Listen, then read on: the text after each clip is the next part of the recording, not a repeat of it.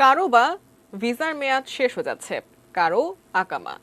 কাজ হারানোর গভীর উৎকণ্ঠা তাদের মাঝে।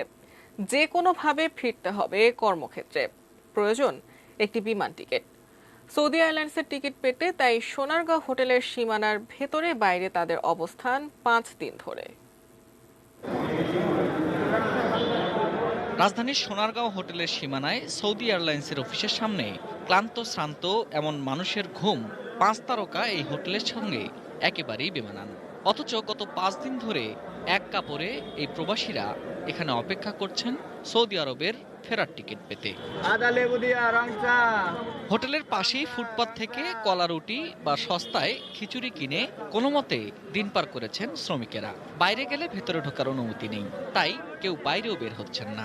গুমরাই খাওয়া নয় এই জন্যে। তারপরে যে লুঙ্গুর অবস্থায় আছে এটা তো বলা বাহিরে।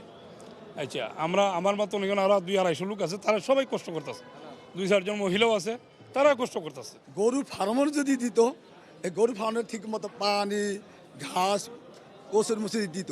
আর আমাদের সেই অবস্থাও নেই, যে আমাদের কোনো মানে খাবার বলতে কিছুই নেই।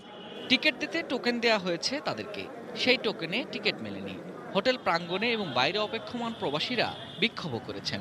আমি না যেতে পারলে আমার সমস্যা হয়ে যাবে। আমি বহুত টাকা ঋণ হয়ে গেছি, এই 11 মাস খাইতে দেশে আমার বহুত সমস্যা হয়েছে। আমরা রিটার্ন টিকিটে ইস্যু পাই না, আর নতুন ট্রাভেলসের লোক এসে এখান থেকে টিকিট নিয়ে যায়। এমন পরিস্থিতিতে দেশে আটকে পড়া সৌদি প্রবাসীদের কাজের অনুমতিপত্র ও ভিসার মেয়াদ বাড়াতে সৌদি পররাষ্ট্র মন্ত্রণালয়কে চিঠি দেয় বাংলাদেশ। সেই চিঠির প্রেক্ষিতে বুধবার প্রবাসীদের আকামার মেয়াদ 24 দিন বাড়ালো সৌদি আরব।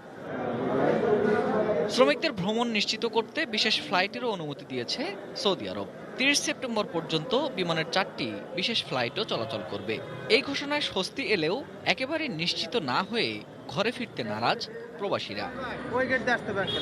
Ferdous Rahman, ATN news, Dhaka.